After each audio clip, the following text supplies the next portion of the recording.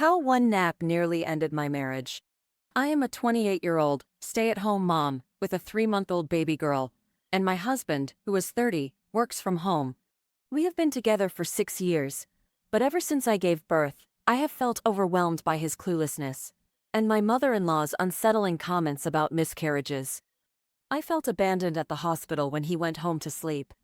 And once we brought our baby home, he kept getting full nights of rest, while I struggled with my new mom exhaustion.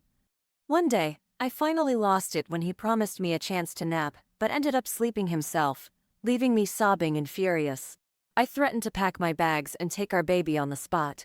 He realized how deeply hurt I was, and listened as I let out all the resentment building inside me. We agreed on a plan to split dog walks and baby duty more fairly, strictly limit mother-in-law's contact, and give me time to decompress without feeling guilty. We also decided to try couples counseling, and I will finally check in for a postpartum depression screening. Meanwhile, I am keeping a couple of suitcases by the door to remind myself that walking away is a choice I can make if things do not improve.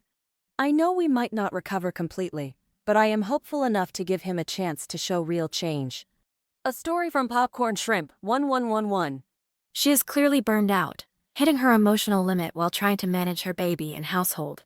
This mom-in-law's meddling made everything heavier, and her husband's clueless approach only sharpened her stress. One can see she needed to vent those brewing frustrations.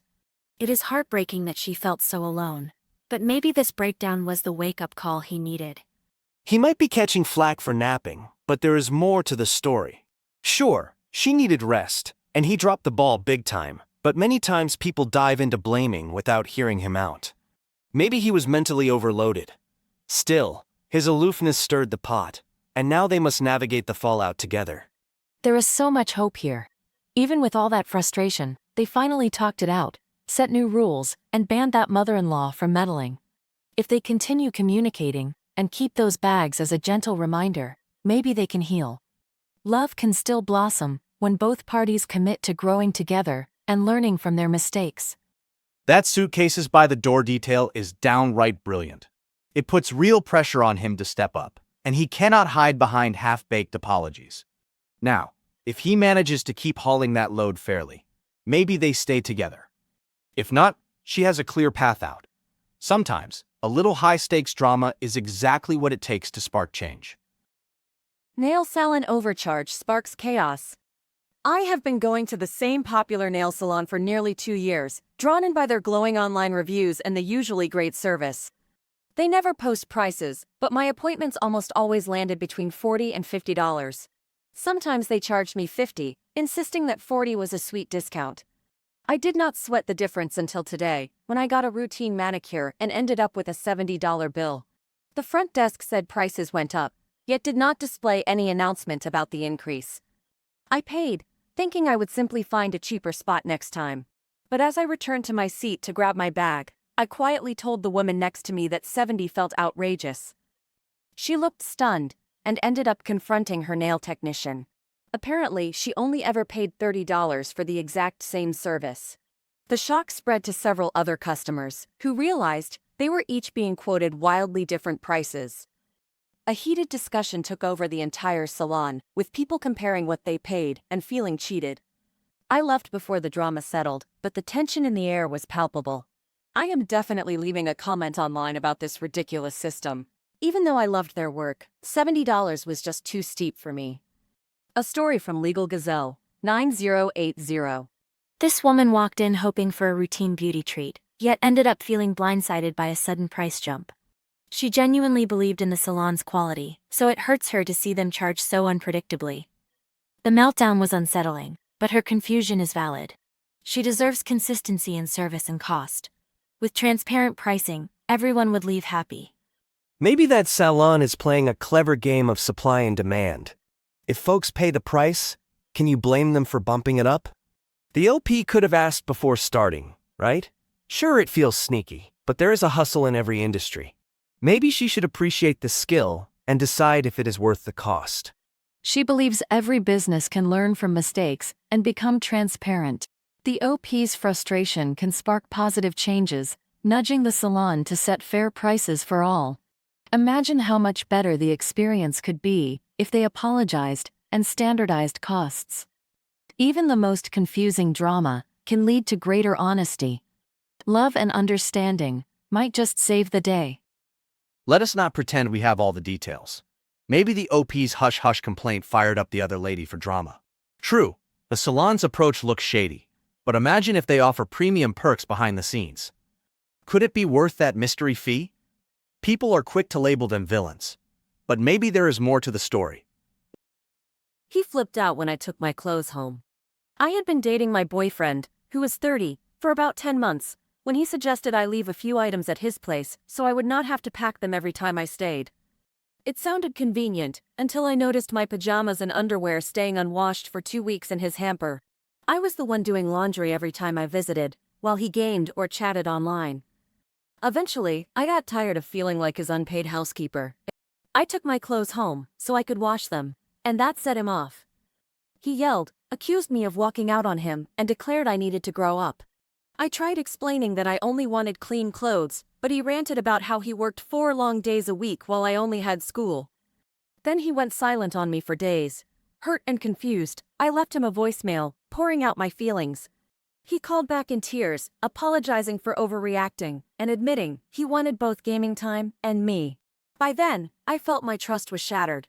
I told him his behavior felt immature, and that I needed space. He hung up, and I realized I could not continue with someone who threatened my peace over laundry. I am sad, but focused on my own growth. I will not settle for someone who expects me to wash all his clothes, or throws tantrums over the simplest requests. In time, I hope to find a relationship built on mutual respect and genuine support. A story from Direct Caterpillar 77. She must be feeling so overwhelmed, carrying that laundry burden while he relaxed in front of his games. It sounds like she truly tried to reason with him, yet he offered no real support. She deserves kindness and a partner who respects her needs. Though it hurts, her choice to leave shows powerful self-care and courage. Some might label him lazy, but maybe he saw the clothes as her accepting the arrangement. She took them home and rocked his routine, so maybe she fired the first shot. Sure, he could act more mature, but are they both blowing this up to a massive drama? Sometimes the so-called villain just wants clarity. She and he may have stumbled over a simple chore conversation. With honest discussion, they might have found a balance where each felt valued. Even in conflict, breakthroughs can happen if both listen with open hearts. There is always hope. They could learn and grow if given the chance to communicate before jumping to hurtful reactions. Look, he threw a fit over laundry, but maybe she was fed up playing housemaid. Could he have felt blindsided, or did he ignore obvious cues? They both let emotions run wild. People are so quick to pick sides, but maybe each party stirred the pot. It takes two to tango, and they definitely hit the dance floor. Stop the jokes, or skip the trip. Am I overreacting? I have 3 kids. My 16-year-old son Rob, my 14-year-old daughter Lisa, who is autistic and crazy about Taylor Swift, and my 9-year-old daughter Anne. Usually, everyone respects her interests, but my brother-in-law Hector has been going out of his way to tease Lisa. He uses the wrong words for her favorite singer's fans and keeps picking on her for liking Taylor, which feels super childish.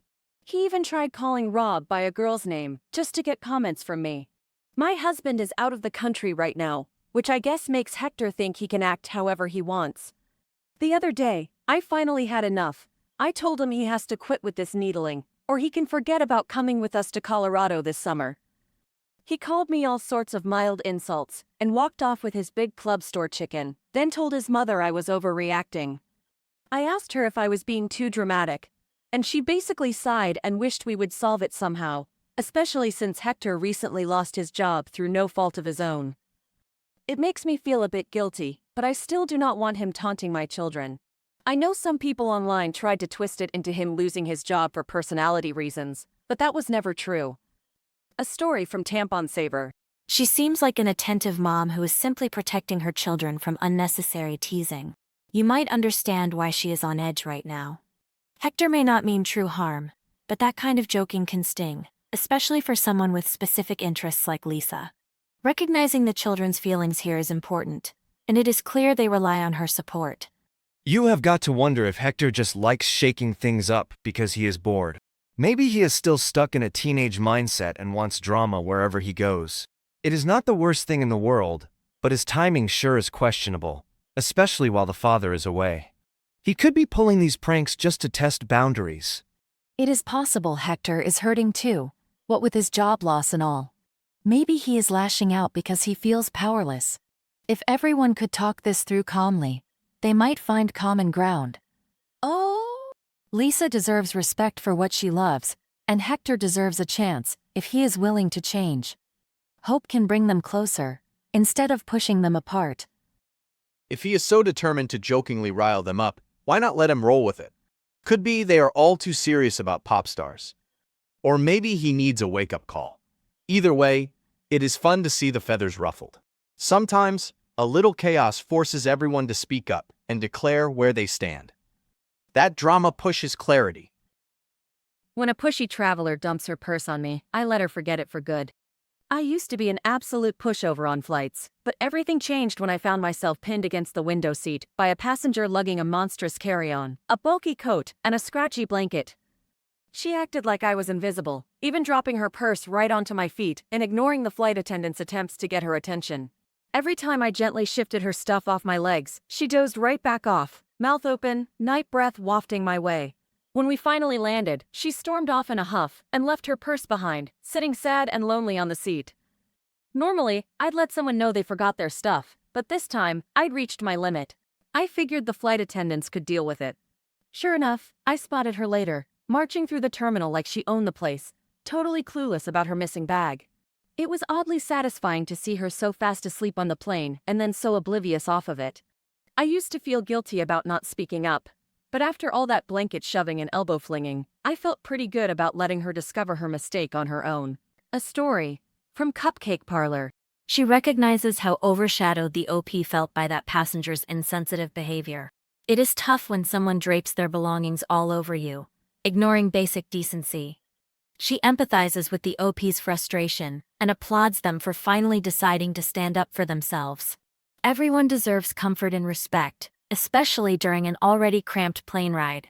He questions whether the OP could have spoken up even sooner. Maybe that passenger was just clueless, and a direct nudge could have changed everything. Still, he acknowledges the purse fiasco adds a dramatic twist. Was the OP petty or delightfully justified in letting the bag stay behind? He enjoys the tension, stirring the pot of curiosity. She imagines a kinder outcome, where both parties calmly hash it out. Sometimes a small confrontation can sow the seeds for unexpected friendship. She believes the passenger might have unwittingly hogged space, and the OP found a moment to speak up. Forgiveness and understanding can work wonders, guiding them from bickering strangers to thoughtful neighbors, even on a crowded flight. He wonders if letting the passenger lose her purse was the perfect payback or a tad harsh. On one hand, it is sweet revenge after all that elbow flinging. On the other, maybe a forgotten purse can ruin someone's day beyond reason. But he relishes the drama. Sometimes, consequences are the only way space hogs learn to read the room. Awake during my 3-day coma. I am a 27-year-old male with a severe form of tetralogy of Fallot, so open-heart surgeries have become part of my life. My first was at 4, and it took forever, because my chest could not be permanently closed at first. My second surgery happened just over a week ago, and, once again, things got complicated. The procedure went on longer than planned, and since my chest stayed open for so long, they decided to keep me in a medically induced coma for 3 days, to let the swelling go down. But here is the kicker. I was totally aware the entire time. I heard the doctors talking, my parents' worried voices, and I could even feel when someone dabbed my skin or sectioned liquid near my breathing tube. I watched them check my pupils, and felt them apply some kind of lubricating drops in my eyes. Yet not a single sign of consciousness appeared on the monitors. The day I woke up, recounting every detail to them, left everyone absolutely horrified. The hospital admitted they messed up big time, apologized in person, and promised to investigate how this slipped by unnoticed. It was definitely not the usual coma experience, and I am still shaken by how real it all felt. I have not found many similar stories myself, but maybe I am not the only one with this freaky twist. A story from Nixit Bones. Hearing how he felt trapped in that coma, yet completely aware, is just heartbreaking. He must have felt so alone, especially when no one realized he was awake. His parents were clearly beside themselves too. It is comforting that the hospital is investigating. I hope he knows there is support out there for anyone who endures such a scary experience. The medical team had some technical glitch, or overlooked the subtle sign. Maybe they were in a hurry, or assumed the monitors had it covered. Could it be the entire staff just forgot to check for conscious awareness? I wonder if this is also a once-in-a-million medical oddity no one expected. After all, weird things happen in medicine every day. I believe every challenge offers a chance for growth. Imagine how this could reshape the hospital's approach to patient monitoring. Distinct P-ship. Even if they faltered, they can use this eye-opening moment to refine their procedures. He went through something terrifying, but perhaps his story will spark better care. Empathy and collaboration might prevent anyone else from feeling trapped and alone. Someone messed up, or else he would not have felt stuck in limbo that entire time. Still, maybe the guy is an extremely rare medical phenomenon. Why blame the doctors outright if no standard sign alerted them or the monitors never flagged it? Then again, maybe someone was not doing their job. If you ask me, both angles deserve scrutiny. My wife banned my hobbies. Now I'm taking a stand. I have been married for 7 months, and at first, I thought my wife just wanted us to be healthier together. Then she trashed my Star Wars collectibles, tossed them in the garbage, and even melted some, saying my hobbies were too immature. I tried to keep the peace, hoping it was a phase, but she refused to let me paint my miniature figures, play video games, or collect anything that sparked my interest. Eventually, I snuck in gaming sessions and hid new purchases, but she found them and wrecked those as well. She threatened to hold our intimacy hostage if I did not stop. The final straw came when I hooked up my console in our living room to see how she would react. She stormed off, insulted me for being a so-called child, and I packed my bag to stay with a friend.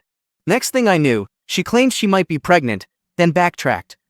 Her behavior felt manipulative, so I spoke with a lawyer about divorce. My family and friends were totally behind me, and I realized I deserved better than her constant anger and destruction. Now she is apologizing and has even offered to compensate me for the collectibles. Still, I feel this entire situation forced me to question her basic respect for me. I am moving on and regaining my independence. A story from Gozo Fish. She sees how heartbroken he must have been, watching prized items get destroyed by someone who promised to cherish him. That could really crush a person's sense of trust. She believes he deserves to be heard and validated, because nothing hurts more than disrespect from a loved one. May he find healing in the support of true friends and family. You have to ask, why is she the only one allowed to decide what is healthy? Maybe these hobbies were his way of chilling out, and she just stomped all over it. He's not a jerk for wanting his own interests. Instead of torching toys, maybe she should have tried them out. That tension might reveal something bigger behind the scenes. If they both took a step back, she might see how hurtful it was to destroy what he loves, and he could have a chance to explain his world to her. She hopes they find a way to meet in the middle. Life is too short for constant battles, and kindness can spark a fresh start for anyone willing to try.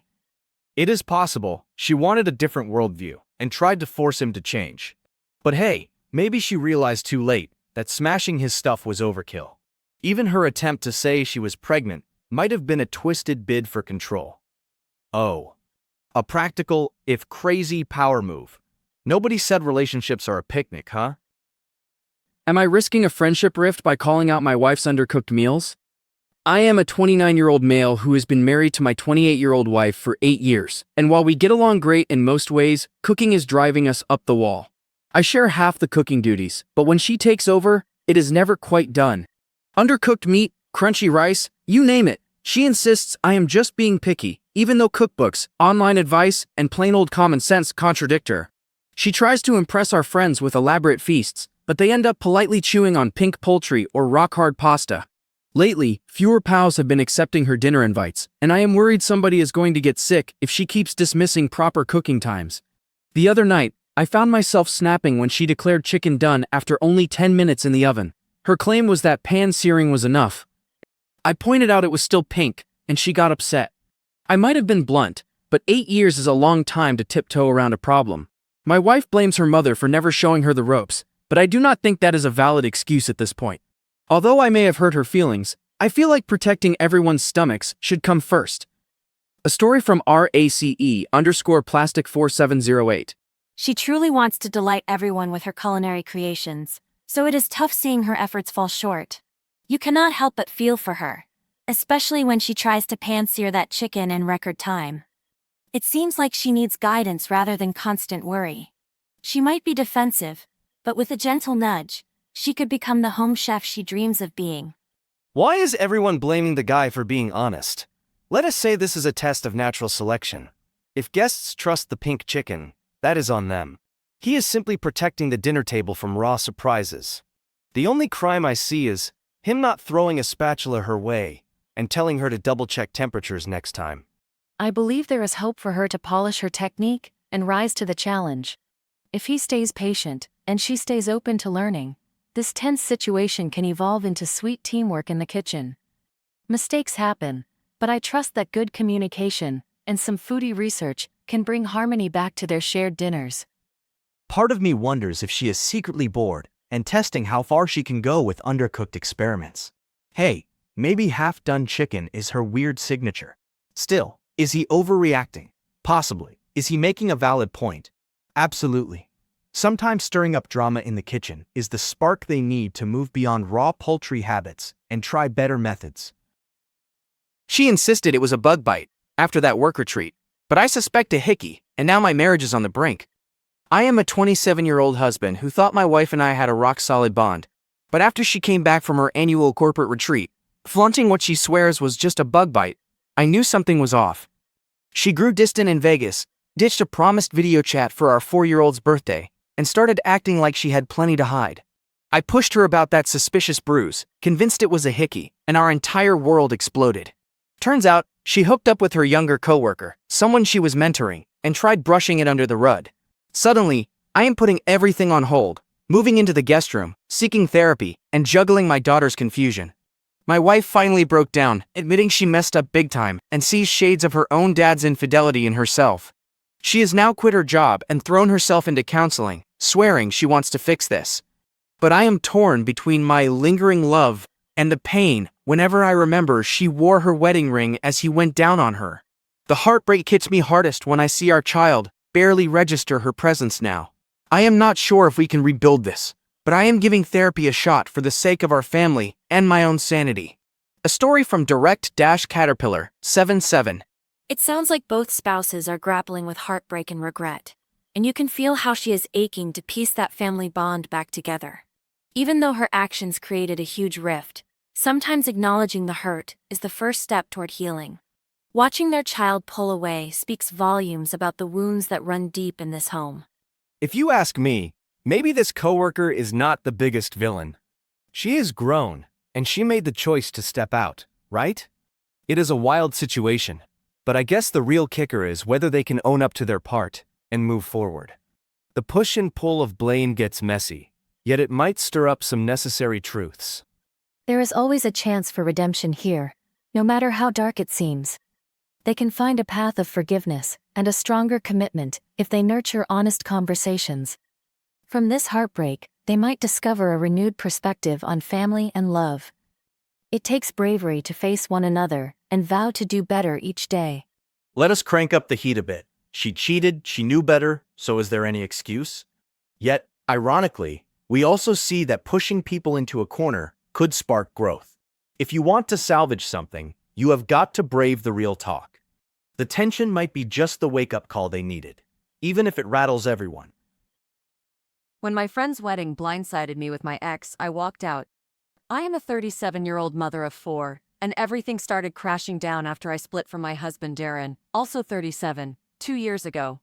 I left him because he physically attacked our eldest daughter when she came out, and I ended up with sole custody of our younger children.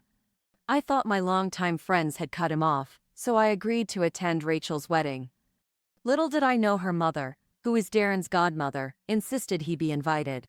I tried to keep it together and enjoy the ceremony, but seeing his name next to mine on the reception chart nearly made me lose it. My friends convinced me to sit down, promising they had no clue why he was invited, but once he acted like everything was fine, I just could not handle it. I left the wedding, and the next day Rachel messaged me a half-hearted apology, claiming her mother forced the issue.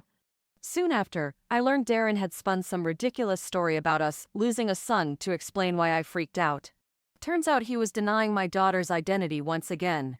Now, I have blocked Rachel and her husband, removed myself from that entire group chat, and decided I am done dealing with anyone who validates Darren's excuses. My daughter is taking life by storm, and I am done letting him or anyone else shake our peace. A story from Minimum Wage Max BS. She went through emotional whiplash when Darren showed up without warning. Everyone in that circle probably knew how tense things would be, but she ended up blindsided anyway.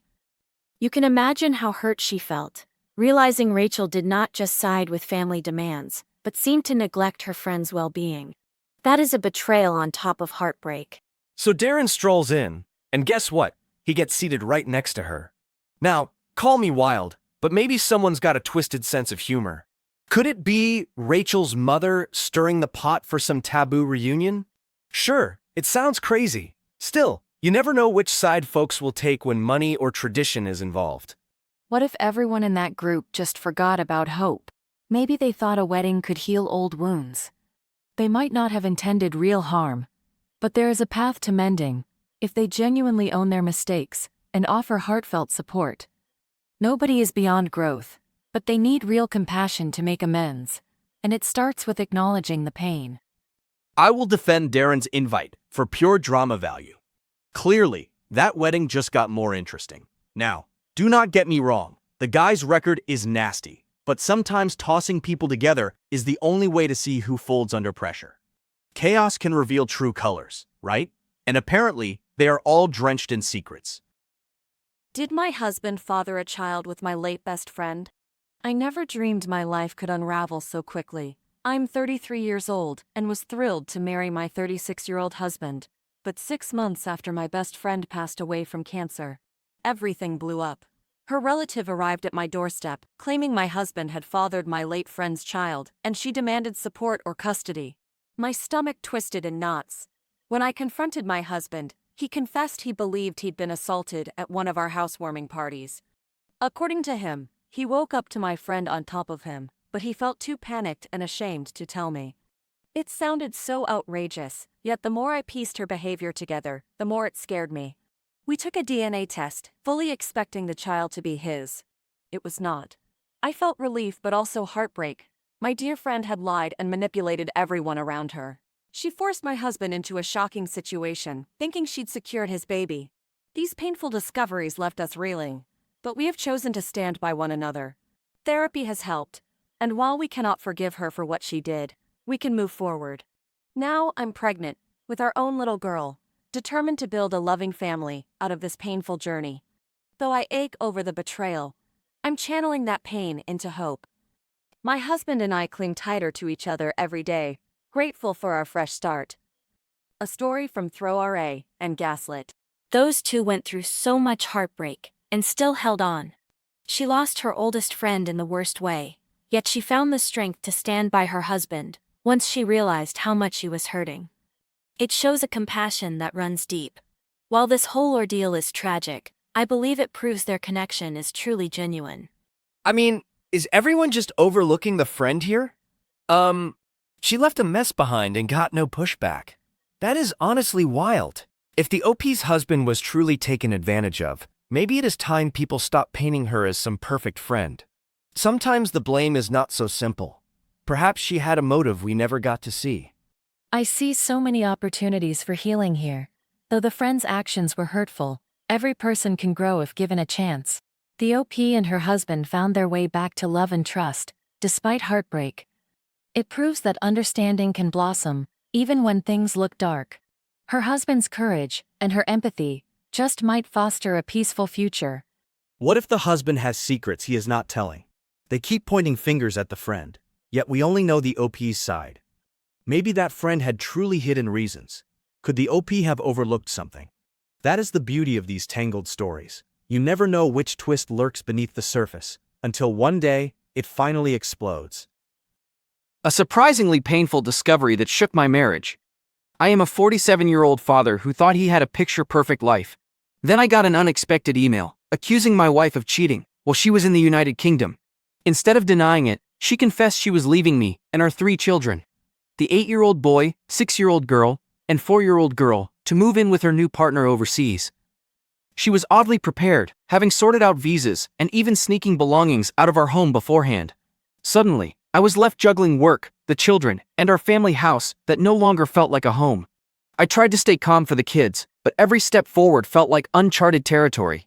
My wife barely called and seemed more excited living her new life, while I struggled with custody arrangements and the decision to sell our house. Over time, I hired a nanny, and my supportive relatives made sure we never went through this alone. Though the wounds still sting, I am determined to protect my children from further upheaval. Their mother might be miles away with her new flame, but I will keep doing my best to give them the love and stability they deserve. A story from helpful_listen_1765. He has been through an emotional roller coaster, and she left him in the toughest spot. Her sudden move must have felt like a betrayal, not only to their marriage, but to their children too. The heartbreak is real for all of them. Everyone needs grace, but he deserves gentle reassurance, while his kids learn to trust again. You might think she is the villain, but maybe she just wanted out and took the shock and awe route.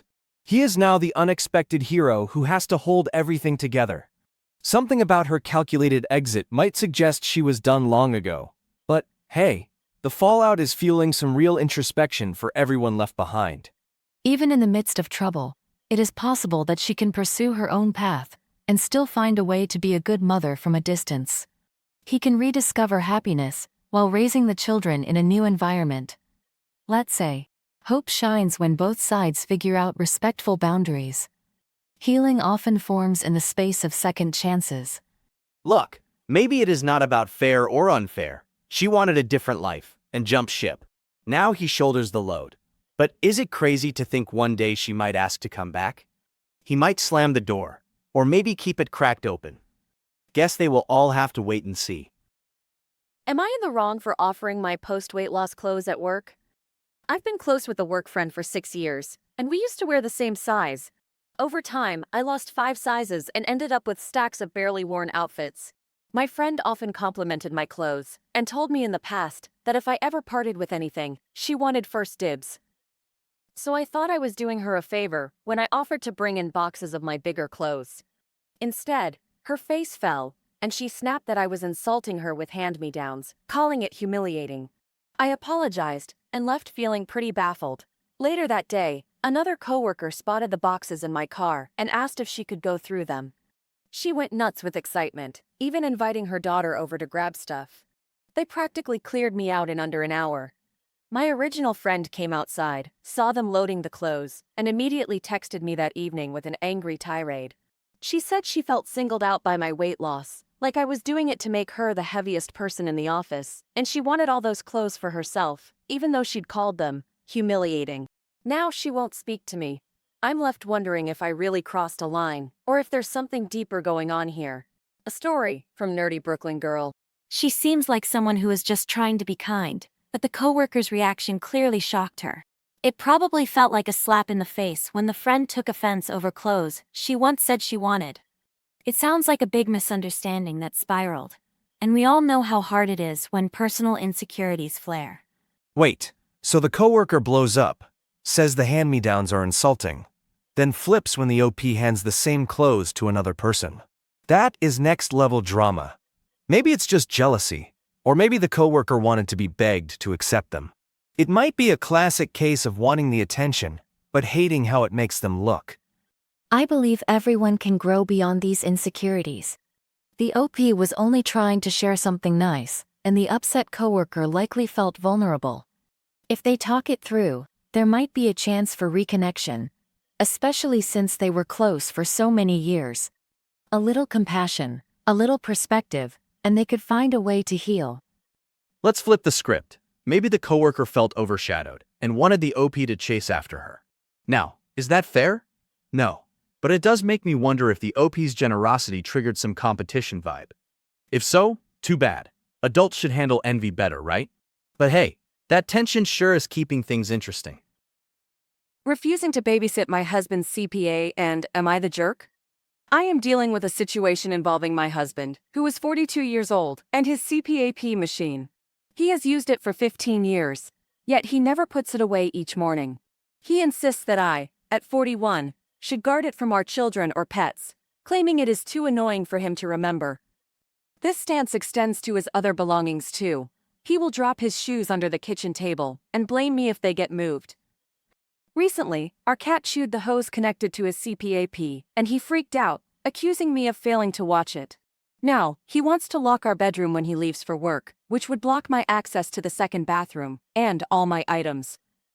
I told him to simply stash his CPAP each morning, but he calls me unreasonable. He says he should never have to put things away, even if it inconveniences everyone else. Frankly, I think a grown man can keep track of his own stuff. This is not the first time he has insisted on staying comfortable at everyone else's expense, and it is beginning to feel exhausting. I have enough on my plate without babysitting medical equipment that is not mine. The whole thing feels ridiculous. Why lock me out for the entire day because he cannot remember to tuck his machine away? I truly wonder if I am the jerk here. A story from a previous Reddit user. That woman is juggling many responsibilities. It is not surprising she feels taken for granted. She is just trying to handle daily life, yet her partner keeps piling on extra chores, without any consideration. He might not realize how draining it is when he shifts blame onto her. She deserves credit for speaking up, because this arrangement is not fair. I think that fellow might be onto something by wanting to lock that bedroom. Sure, it sounds extreme, but maybe he is tired of everything being out of place. He has his own ways of staying comfortable, even if it ruffles feathers. If that woman cannot keep an eye on his equipment, locking the door might solve his worries. That man and that woman both seem capable of a better approach. Maybe they can set up a simple reminder for him to store his CPAP and place a small shelf by the bedroom door. With compromise, nobody should feel locked out. Every relationship hits bumps, but they can grow stronger with a bit of care. Hey, maybe that cat is the real culprit. Chewing hoses is no joke. If the cat is that destructive, how can anyone blame the fellow for wanting to secure his room? Maybe he is fed up with tripping over everyone else's stuff too. Sometimes you have to stand your ground and make a bold move, even if it ruffles others. Was I wrong to snap when Mom insisted I kick out my adult daughter? I am a 66-year-old female, and though I am retired, my days are jam-packed with caring for my disabled husband and looking after my 85-year-old mother at her assisted living facility. She can be very demanding, insisting I run errands and help her even when staff are available to lighten the load. My daughter, who is 29, shares a home with me and my husband, splitting bills and chores like a true roommate. She works full-time, contributes rent and grocery money, and generally shores up everyone's well-being with her little treats and thoughtful gestures. Lately, my mother has been nagging me to kick out my daughter because she feels it is time she left the nest. That rubs me the wrong way, since my daughter pulls her weight and makes my life easier, not harder. My guess is my mother wants me to free up space so she can move in and command my full attention. After one especially exhausting day, I told her flatly it was none of her business. Cue the tears, the dramatic show of hurt, and me looking like the bad guy. I feel bad for snapping, but I cannot ignore the weight of her constant demands and the unfairness directed at my daughter. A story from few_hunter_2043. Her daughter truly seems to be the glue holding that home together, and it is so lovely how she invests in everyone's comfort. The older mother might be longing for attention, but does not realize how much of a blessing her granddaughter is. You can almost feel the caregiver's weariness in the air. No wonder she snapped, with so many pressures on her shoulders. Wait a second. The older mother's got nurses and professional help? Yet, she apparently wants to yank her granddaughter out so she can move in. That's suspicious, right? Maybe she craves total control. The storyteller had every right to push back. Why bend to pressure if the daughter is a functional part of the household? I believe family bonds shine brightest when everyone supports each other with love and kindness. Her daughter is already doing her share, so there is no reason to disrupt such a caring arrangement. If everyone can find compassion and understanding, maybe they will let grudges slide and appreciate the blessing of working together for a peaceful home. Look, the grandmother's tears might be manipulation or genuine hurt. Who knows? But it is definitely all about her endgame. If the daughter was freeloading, sure, be blunt. But she is clearly pulling her weight. So maybe the real question is, who stands to win if the daughter gets booted? That is the discussion that needs stirring. Too special to wait in line? I'll be the other driver's witness. In my daily commute, there's a left turn lane that can queue up for half a mile, meaning I typically wait about 15 minutes during peak times. A bunch of drivers skip this line, and then shove their way in last second, messing up traffic and nearly causing wrecks. Oh, just last week, some dipstick nearly forced me into a collision by merging without looking. I laid on my horn. They saw me, but they kept coming. I dodged them at the last second, all while cursing under my breath. Then, 3 days later, I saw a repeat scenario, with a woman in a mid-sized sedan behind me. She decided she was getting into the turn lane, no matter what. And she never turned her head to check if the spot was free. Of course, she ended up smacking into a full-size pickup. It only knocked off her mirror, but the attitude was the real kicker. She whipped out her phone and started recording him, like she was the victim. She had that so-called Karen energy, determined to blame anyone else.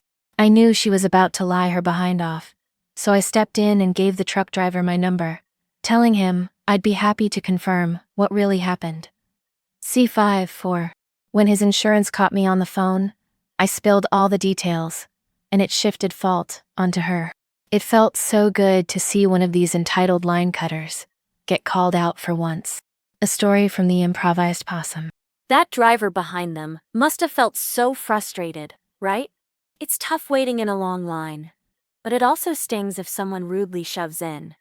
The OP's anger is so relatable. Nobody wants to feel like a doormat on the road. At least the truck driver had someone to vouch for him, which probably offered real relief in that stressful moment. I'm kind of living for that sedan driver's nerve. Sure, she caused a crash, but you gotta admit, it takes some boldness to pull that stunt, without even glancing sideways. Maybe she had reasons. Maybe she was in a rush. Still, she messed up, so hearing that the OP flipped the script and helped the truck driver is pure comedic gold. Crashes can bring out the worst in all of us, but they can also be turning points for genuine reflection. Maybe this line cutter will realize that impatience can hurt more than just her schedule. If everyone paused to consider how their actions affect others, road harmony might be possible. People deserve second chances, and hopefully, she'll embrace a more mindful approach down the road. Honestly, you have to wonder if that truck driver just wouldn't move over a bit. Maybe he saw that merge coming and figured, let her smash right in. Sure, she should have checked, but there's always two sides. Sometimes, folks love a little payback. And hey, the OP relished that sweet revenge too. So maybe everyone was tapping into their inner troublemaker. He's eating more, and I'm overjoyed. I have been feeling swamped these past few weeks, but the reason behind my latest tearful joy is actually amazing. For nearly 10 years, my husband and I trudged through tough times, scraping by on meager paychecks and wrestling with emergencies that always popped up at the worst moments. He barely ate, caught in a relentless cycle of worry and unregulated ADHD that made food almost invisible to him. The sight of his lean frame always broke my heart, knowing he was running on empty. That all changed when I landed a career position that pays more than we have ever seen combined. We packed our bags, moved to a nicer neighborhood in a cost of living spelled out as COL area, and, get this, my husband is eating. He devours entire plates of food, snacks throughout the day, and even surprises me with joyful breakfast moments. It feels surreal watching him discover new energy in his body, flexing those budding muscles with the goofiest grin. We celebrated this newfound stability by making shrimp tacos, some of the best we have ever tasted. I did let him in on this little online gush, but he was more fixated on those tacos than my post, which honestly made me laugh out loud. Now I am off to try Baldur's Gate, though I might fall into another hole. Still, life feels unbelievably hopeful. Every day now feels like a new beginning I never thought possible. A story from Froggy's spirit. It is absolutely heartwarming to witness her relief and his renewed spirit. They weathered life's storms together, and now his hearty appetite reflects a genuine transformation. The sweetness of that simple moment, he flexing in delight, she holding back happy tears, is so touching. We just want them both to savor this well-earned peace and joy. So the husband's finally chowing down and feeling buff. Big deal. Could it be that she is just overreacting with all this gushing? Maybe they got a lucky break that might not last. People love a comeback story, but hard times can creep back in. Then again, maybe seeing him cheat hunger is worth celebrating after all. Her devotion to him and his newfound joy create the perfect recipe for lasting harmony. The rough journey they shared proves that with hope and love, anything is possible. Every can of beans they opened during harder times led them to this place of shrimp tacos. If they keep uplifting each other, brighter days will keep rolling in. And what if he starts feeling too invincible? They finally have money, sure, but that does not magically erase all problems. Maybe she is flipping out over seeing him scarf down dinner like it is a miracle. Let's not forget reality can bite back. Yet, hey, if they are genuinely happy, maybe that is all that really counts. Am I wrong for serving fun food at our team sleepover? I am a 35-year-old female with 3 kids, including my oldest, a 13-year-old daughter who plays softball. We rotate hosting big sleepovers for her team. Recently, it was my turn. So we had pizza, breadsticks, pink and regular lemonade, plus brownies and chips. The next morning, I offered donuts because we had 15 girls to feed, and I did not find anything unusual about the menu. But a few new moms on our group chat got upset, claiming I was loading their kids up on junk. They said their kids do not eat like that, and accused me of undermining their parenting. They demanded healthier food, even threatening to ban their daughters from coming over if I refused to comply. I was confused because no specific meal rules ever surfaced in our group, and nobody had complained before. I tried explaining it was just a fun treat, a one-time thing for the slumber party. Some parents agreed with me, but a certain mom stormed out of the chat, calling me a lousy mother for not understanding that fun food was really junk. Now, I am questioning if I am in the wrong for assuming a sleepover could be a little indulgent. I never meant to offend anyone, but it feels like a big fuss over a light-hearted gathering, so I am not sure how to smooth it over.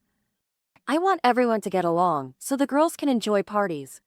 A story from last_G9706. She had the best intentions hosting that sleepover. Surprising them with pizza and donuts can be such a treat for teenage girls. Some might get upset about sugar, but from what it sounds like, she was doing her best to create fun memories. Everyone else might need to cut her some slack, and maybe share meal suggestions. Hold up. Are we sure those parents are not just overreacting because they secretly love pizza but fear they will lose street cred at home? Maybe the so-called junk is just an excuse to show off their own diets. She fed the normal party food. If they cannot handle a few donuts, maybe they should keep their kids home. I see a chance for everyone to meet halfway.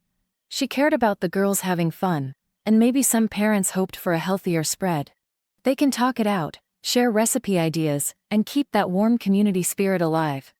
Every sleepover is meant for friendship and bonding, and these minor bumps can turn into positive lessons if everyone cooperates. So, they parted ways over pizza and donuts. The junk food argument is hiding other tensions. Let's speculate. Could these parents be competing for the Healthiest Mom award? She wants to keep it fun. They want control. If they are so worried about picky diets, they can drop off their own snacks. Otherwise, lighten up and let the kids enjoy. I spent ring money on a tattoo. Am I the jerk? I never saw the breakup coming. One day we were discussing wedding bands and the perfect engagement ring, and the next I was blindsided. If I am being honest, we had been planning this for a while, though I am not exactly rolling in dough.